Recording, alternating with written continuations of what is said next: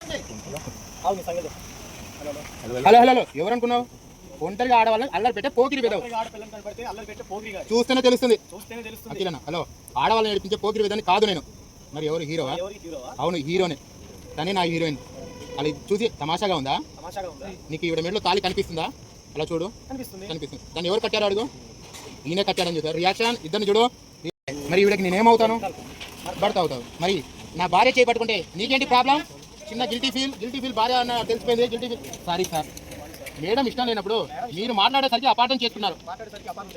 అఖిలండి, భార్య భర్తల మధ్య 1,00,000 ఉంటాయి. మీకు అన్నీ చెప్పి చేయాలా? చెప్పి చేపట్టుకోవాలా? Guilty feel sorry sir. Madam అఖిలండి, మేడం జాగ్రత్తగా తీసుకెళ్ళు. అలాగే అలా ఎక్కండి మేడం.